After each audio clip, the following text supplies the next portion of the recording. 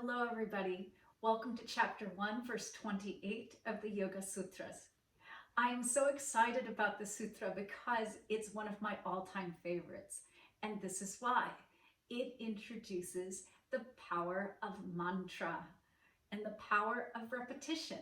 And this sutra is very, very easy to remember. Tat, japa, tat, artha, bhavanam. So tat, that, and then you have japa, and then you have tat again, and then artha, bhavanam. So that repetition, japa, that has a meaning. Bhava, bhavanam, bhav is a meaning, a feeling, right? So what's your bhav today? How are you feeling, in other words? And so that bhavanam or bhava or bhav is the feeling state. Repeating something creates a feeling state of being, right? So japa, let's take a look at that first.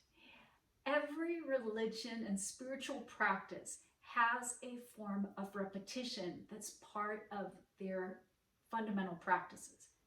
Everyone. So growing up cradle Catholic, we repeated a rosary, and we would say the same prayer over and over and over and over, like a Hail Mary or an Our Father. And even going to church, like afterwards, I loved the part where we would say, peace be with you. So after church, I would come home and my brother would get super annoyed, but I'd just be singing and skipping, being like, peace be with you, peace be with you, peace be with you, peace be with you, peace, peace, peace be with you, peace be with you. It was, as a little girl, my way of, I love the repetition. I love the japa meditation and the power of the word. So in all spiritual practices, religions, there's this adherence to repeating the name of God in different religions and belief systems. So in yoga, we are repeating mantra, but it's really important. This is the oldest, and it's the simplest, and quite frankly, it's the best system, japa, just to repeat and repeat. But we're very careful about which words we use. And the mind creates a habit, and habits create a way of life. Yes? And everything is created in the mind, and then it becomes our reality that we learned earlier in the sutras. All right? So mantra is a way to organize the mind so that it doesn't play this, what we learned, the monkey mind. It's not just jumping around thought to thought to thought, uncontrolled. We can direct it, mantra, for the mind to create a pattern. And you can create really positive habits in your mind or really, really negative habits. And Swami Satchidananda even gives the example, if you say war, war, war, war, war every day, an hour a day, hundreds of times a day, you're going to find yourself in war. Not all words are the same in their vibration and the feeling, the bhavanam, that we're trying to create. So be mindful of what practice of mantra that you're choosing. I had a healer once say to me in Costa Rica, there's no such thing as black magic. It's all just magic.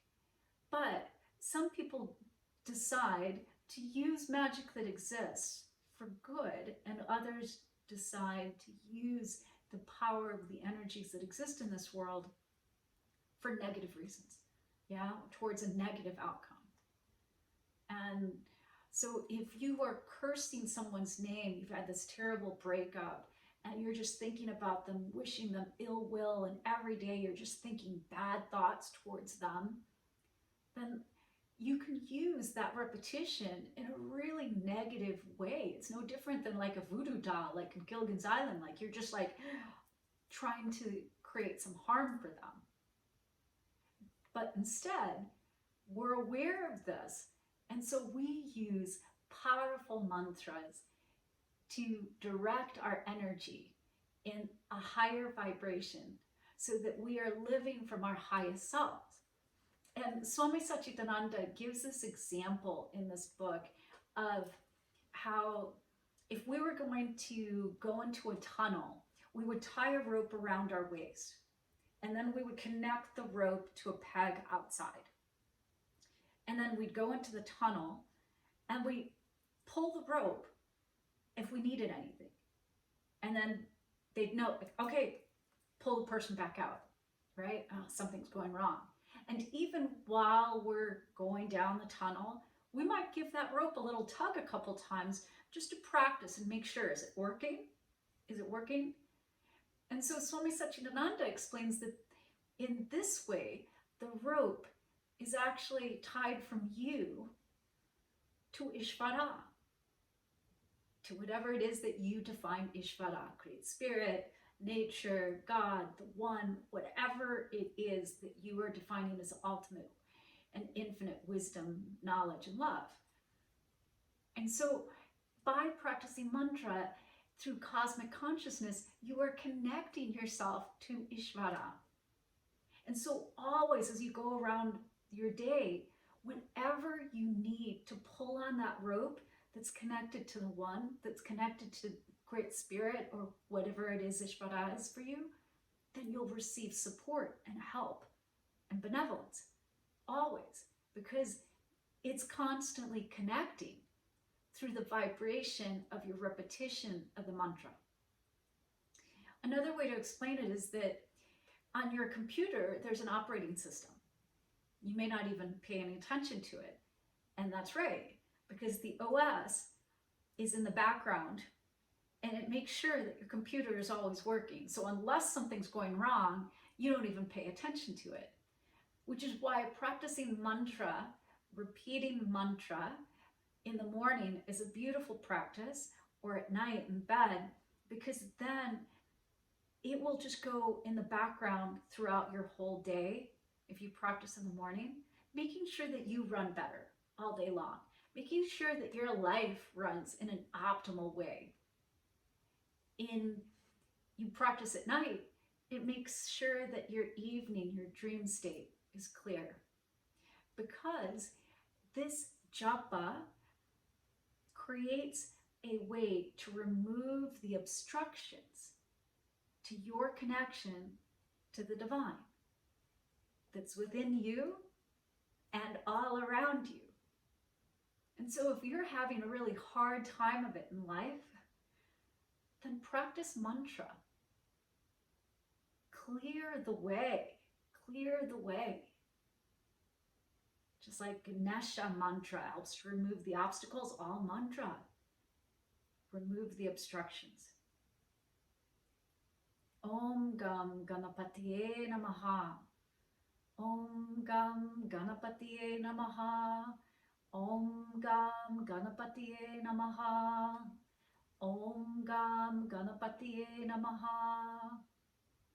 Om Shrim Lakshmiye Namaha. Om Shrim Mahalakshmiye Namaha. Om Shrim Mahalakshmiye Namaha. Om Shrim Mahalakshmiye Namaha. She's right here in this little necklace. Lakshmi, the goddess of abundance. So many beautiful mantras. Loka, Samasta, Sukhino, Bhavantu. Om Mani Padme Om. Om Mani Padme Om. Om Mani Padme Om. Om Mani Padme Om.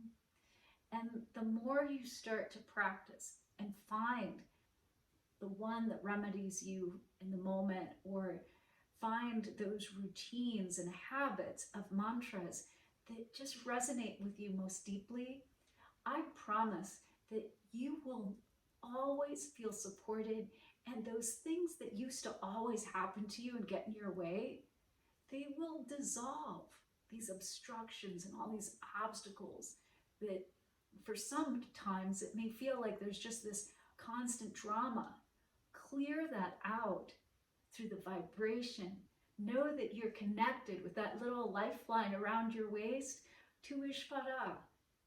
And all you have to do is like, hello, hello, yes, by chanting mantra.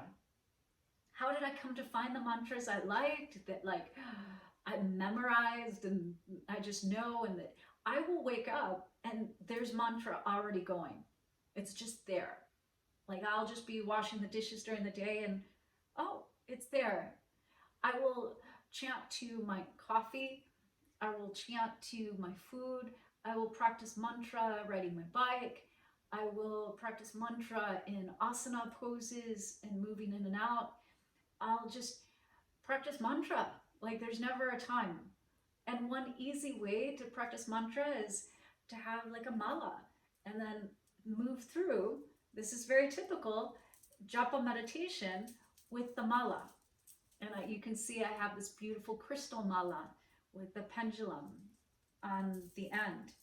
And so if you're practicing japa meditation with the mala, your thumb and the middle finger, you find the big bead, the guru bead, you hold the bottom, like depending which chakra, and you hold a bead at the bottom. And then you move to the next bead and you squeeze and you say the mantra. And then you move the bottom fingers that are touching that bottom one, right? And then you move again and you move and you repeat the mantra and you repeat the mantra and you repeat the mantra. And a mala has 108 beads. So this beautiful sacred number you repeat. And that's how you know that you've done 108 recitations. And then you could do 108 and going in the other direction on your malas. And then they become charged, yeah, like talesmen, right? With those particular mantras. And it's such a powerful practice. I highly encourage that you try it for a month and see if your life is not changed forever. May you love yourself, love your day, and love your life.